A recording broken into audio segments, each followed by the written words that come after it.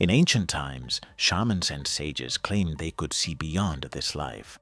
In forgotten temples, they spoke of an infinite ether that held the knowledge of all that was and all that will be. In India, they gave it a name, Akasha, the space where destinies are written. Western mystics tried to decipher it, saying it was a universal library, with every thought, emotion, and life recorded forever. Today, thousands claim to have seen their past lives, broken karmic chains, or received messages that changed their destiny. But there are also those who warn, not everything written there should be read, because if there is an archive of the soul, there are also secrets that could destroy us.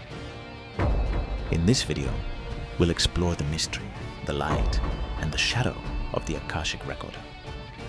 Join me to discover whether they are a path to healing or a portal to truths we're not prepared to face. This is Divine Code. Welcome.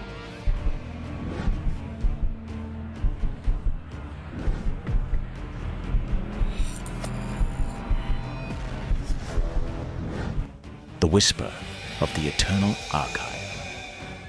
Since the beginning of time, humans have searched for answers. Why are we here? Where do we come from? Where do we go when we die? In every culture, in every era, stories emerged of an invisible place where everything is recorded. An eternal archive, a barely perceptible whisper that holds every thought, every emotion, every life. They called it many names. Some feared it, others worshipped it. Today we know it as the Akashic Records. But what are they really? A door to the truth? Or a dangerous mirror that reveals more than we wish to see?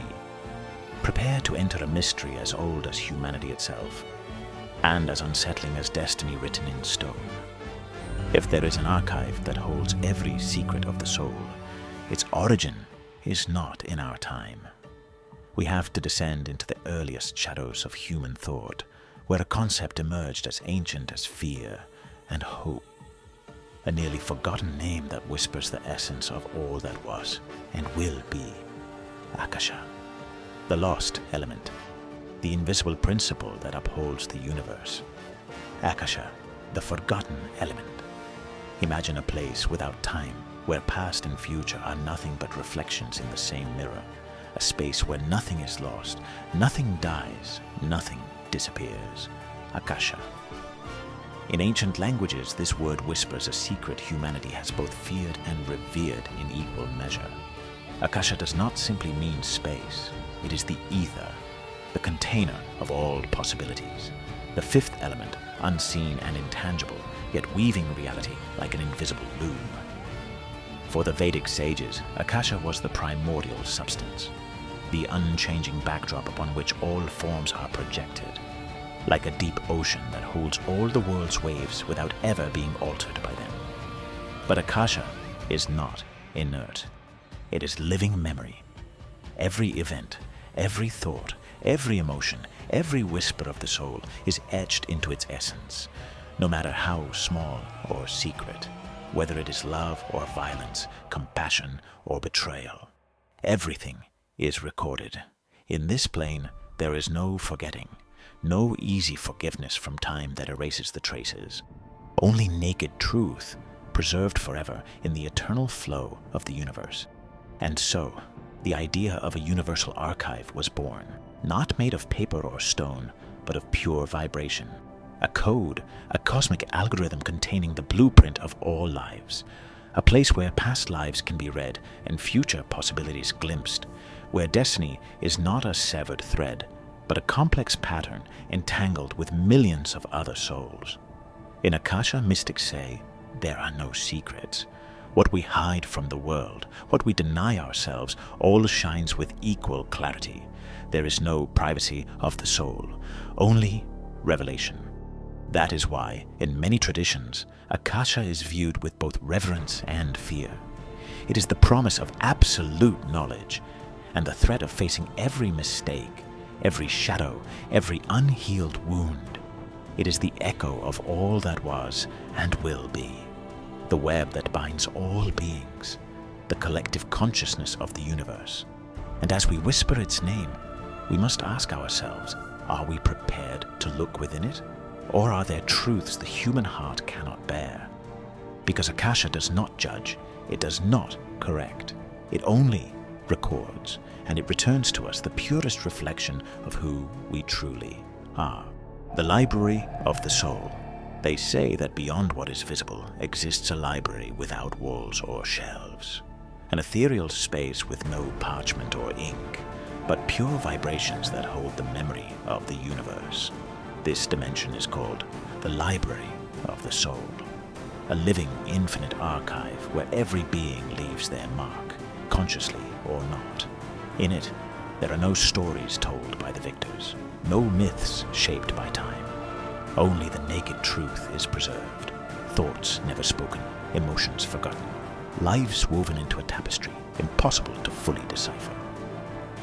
They say all your lives are written in this archive, not just the one you live now, with its name, its body, its fears, also those you forgot at birth, the decisions that marked you in other eras, the broken promises, the impossible loves, the mistakes crying out for redemption. But it isn't only your stories, it's all of them. Every human breath, every choice, every destiny, interwoven like filaments of light and shadow, a single collective body of memories that binds us all in a shared fate. Mystics say it is not an open book for just anyone, that this library vibrates at the frequency of the seeker's soul.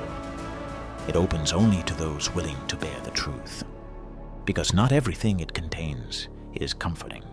There are deep wounds there, unconfessable secrets, shadows hidden even from oneself. But there are also maps, paths to healing, traces of purpose, keys to break cycles repeated across generations, promises of evolution and awareness. In the library of the soul, nothing is erased, nothing is lost, nothing stays hidden forever. It is the very consciousness of the universe breathing in silence, waiting to be read by those brave enough to face what they truly are. Because when you open its doors, you don't just discover your story, you discover it was never only yours.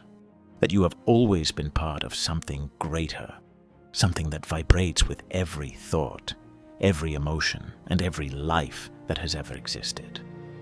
The side of light, healing, and purpose. Not everyone comes to the library of the soul seeking dark secrets or unbearable truths.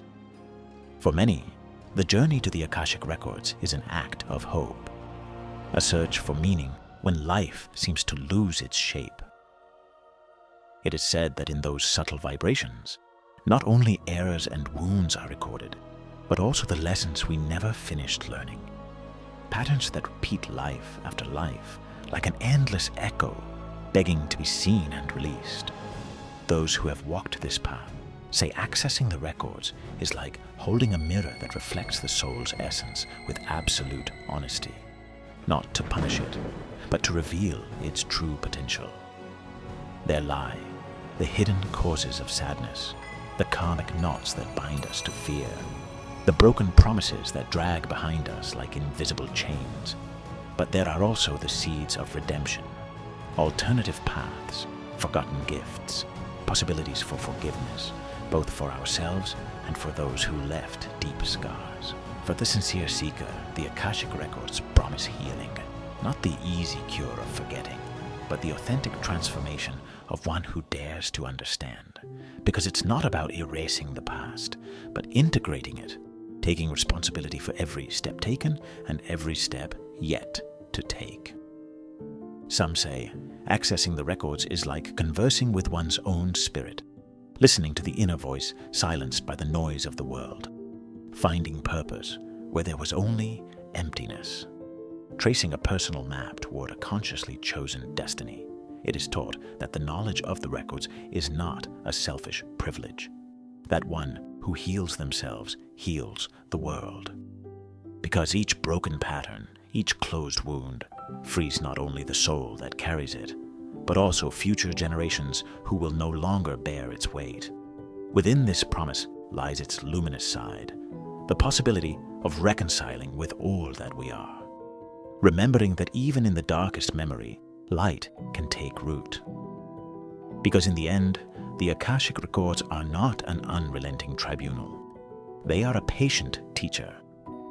One who waits for the moment when we are ready to understand that everything we have lived, even the pain, was always an opportunity to evolve. How the door opens. It is not enough to simply wish to know the truth for the library of the soul to reveal its secrets. It is not a physical book you can hold in trembling hands, nor a key you can buy with gold or power. They say that accessing the Akashic Records requires something subtler, more dangerous, and more pure at the same time. The willingness to look without judgment and without fear. The ancients taught that the door can't be forced open, that you must learn to silence the mind that always demands quick answers, that you have to sink into the deepest silence where consciousness expands like a calm lake, capable of reflecting the entire sky. Among the most well-known practices are guided meditations, special prayers set to act as codes to tune into that ethereal frequency, invocations that are not spoken only with the mouth, but with a heart willing to acknowledge its own shadow. Some speak of older rituals, passed from master to disciple, whispered secrets that prepare the body, mind, and spirit to bear the weight of what is about to be revealed. Others claim you cannot enter alone, that you need a guide, a trained reader who knows how to translate the wordless language of the Akasha, someone who can support the seeker when they encounter truths that hurt more than any physical wound. Because access is not merely a gift, it is a responsibility. There are those who warn that opening the records without proper preparation is like venturing into a dark forest without light or a map. That you can get lost in confusing visions, in memories you don't know are yours or someone else's. That you might even invite presences that feed on fear and vulnerability. This is why respect is taught. Silence, clear intention. That whoever seeks the records should not do so out of empty curiosity, nor from a desire to control others, but from a deep call for healing and truth. Accessing the Akasha, mystics say, is like opening a door that never fully closes again. Once you have seen, you cannot return to not knowing. And at that threshold lies the ultimate test, to accept everything you are, so you can transform into what you have the potential to become. The shadows of the record. The dark side and its dangers. Not everyone who seeks the Akashic Records does so for healing. Not everyone is prepared to endure the truth, because where there is intense light, the shadows grow deeper. Accessing this library does not guarantee comfort. It does not offer only sweet answers or immediate promises of redemption. Some have found within its pages memories they would have preferred never to see. Betrayals committed by their own hands in other lives, wounds they caused, and that no one wanted to remember. The record does not discriminate. It preserves both love and violence, acts of compassion and buried crimes. It reveals, without mercy, what we are and what we have been. That rawness can shatter those unready to face it. There are those who become obsessed with the visions, who search in the records for justification for their fears or hatreds. They become slaves to a past they can no longer change. They use the knowledge as a weapon to manipulate or to judge, forgetting that everything revealed is a reflection of their own soul. Some warn of an even subtler danger, that opening one's consciousness to access the Akasha is like opening an unlocked door, that in such a vulnerable state, other presences can enter, energies that feed on fear, confusion, and guilt, that not everything that whispers in that silence is the voice of the soul. There is also the danger of dependency, of turning access to the records into a spiritual crutch, of always seeking answers outside instead of letting them be born within, of surrendering personal power to readers or guides who sometimes only wish to dominate others. And then there is the question of the soul's privacy, because if everything is recorded, Who protects our most intimate secrets? Who stops others from spying on our past lives, our deepest wounds? Are there guardians of the record, or is it open to anyone who holds the key? Thus, the dark side of the records is not only the horror of forgotten memories, it is the risk of using knowledge without wisdom, of opening doors we don't know how to close, of discovering truths that destroy us instead of setting us free. That is why respect is taught, humility, because accessing the shadows of the record is not a game, nor a spectacle. It is a pact with the most uncomfortable truth that we are capable of the very best and the very worst, that the purest light can only be reached by crossing through the darkest night. Echoes in other cultures, similarities and cultural comparisons. The concept of an eternal record did not originate in just one corner of the world. Its echoes resonate across civilizations separated by oceans and millennia, as if all of humanity shared the intuition that nothing is truly lost, that everything is written somewhere. In the Abrahamic traditions, we find the Book of Life, a sacred volume where the names of the righteous, their deeds, and their ultimate destinies are inscribed. Not merely an administrative ledger, but a symbol of final judgment, of the perfect balance that forgets nothing and forgives nothing without understanding. In ancient Egypt, it was believed that the heart of the deceased was weighed against the feather of Maat, the goddess of truth. Every action, every intention was accounted for. Nothing could be hidden from the divine scales. Memory did not die with the body, it transformed into verdict. In Hindu and Buddhist philosophy, the concept of karma acts as an invisible moral record. Every action leaves an imprint on the fabric of reality, determining the course of future lives, a cosmic accounting that requires no scribes or judges. The universe itself keeps the balance. In Western esoteric tradition, Theosophy described the Akashic Records as a plane of consciousness where all knowledge is preserved.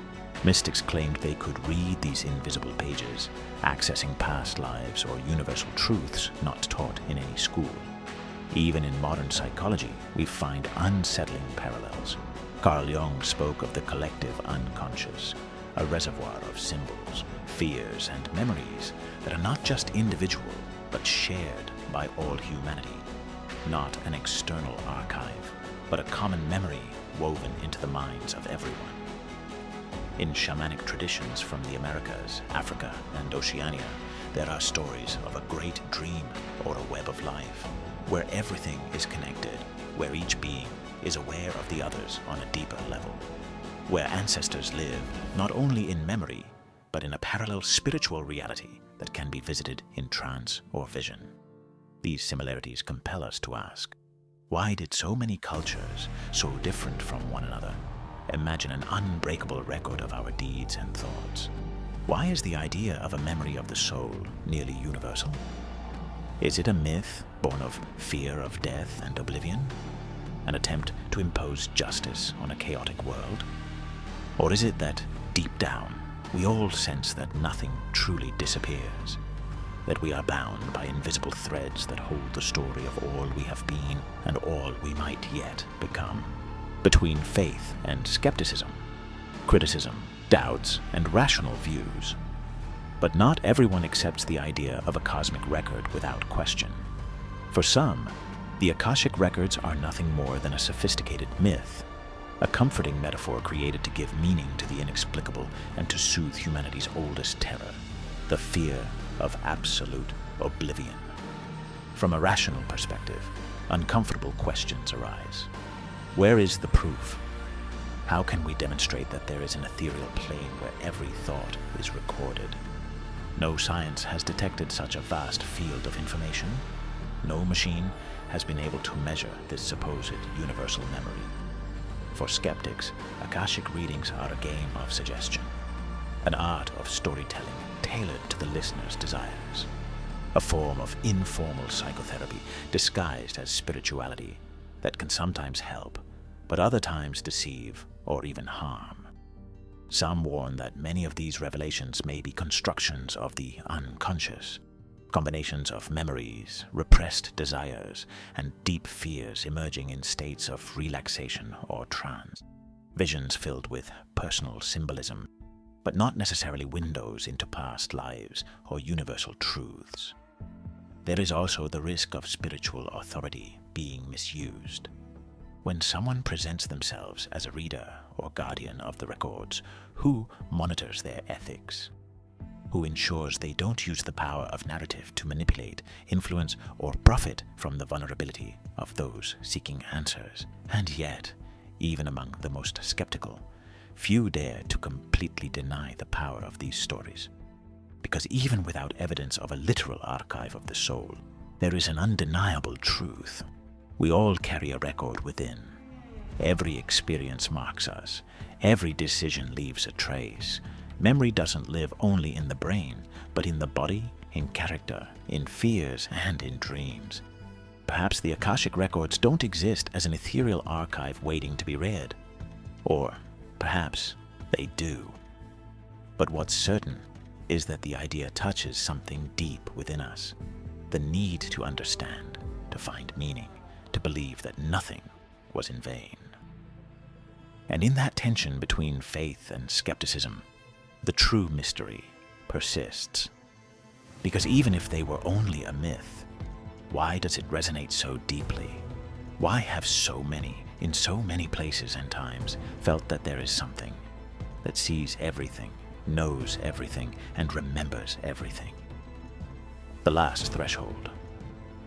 Having come this far, we find ourselves at the final threshold, not an external door, but an inner limit, the exact point where we must decide whether we want to know more or prefer to leave certain secrets unopened. Because exploring the Akashic Records is not merely an act of curiosity. It is a commitment to truth in its purest and rawest form. It is accepting that all light casts a shadow, that every wound tells a story, that nothing is truly erased even when we pretend to have forgotten it. It is easy to romanticize the idea of a cosmic archive that gives us all the answers. It is much harder to ask ourselves if we are ready to hear them. If we could bear to see ourselves without masks, without excuses, without the comfort of chosen ignorance. Perhaps that is what makes this myth, or this reality, so powerful, its ability to confront us with who we are, to remind us that our actions matter, that our thoughts leave a mark, that even when no one is watching, there is a record that does not forget. And within that possibility lies both the promise of redemption and the threat of judgment. Because if everything is written, we can also reread it, understand it, change its meaning, break cycles, heal. But to do that, we have to dare, we have to ask, we have to listen. So the real question is not whether the Akashic Records exist as an ethereal archive floating in space. The question is, are we prepared to access the record that already exists within us? To remember everything we are capable of loving and harming? To see our lives as a single thread in humanity's vast tapestry? To accept that nothing is lost, and that nothing absolves us from the responsibility of who we choose to be? Perhaps in the end, Akasha is not a place, but a mirror, one that invites us to look at ourselves and decide if we have the courage to transform. If this journey awakened something in you, share your thoughts. Do you believe there is an eternal record of the soul? Would you dare to explore it? Tell us in the comments and connect with other seekers who, like you, want to understand beyond the obvious. Subscribe to keep exploring the mysteries that define and challenge us together. Leave a like if you want us to keep opening doors to the unknown, because this channel isn't just about telling stories, but about seeking answers. Or perhaps about asking better questions. Join us on the next journey. The mystery is only just beginning.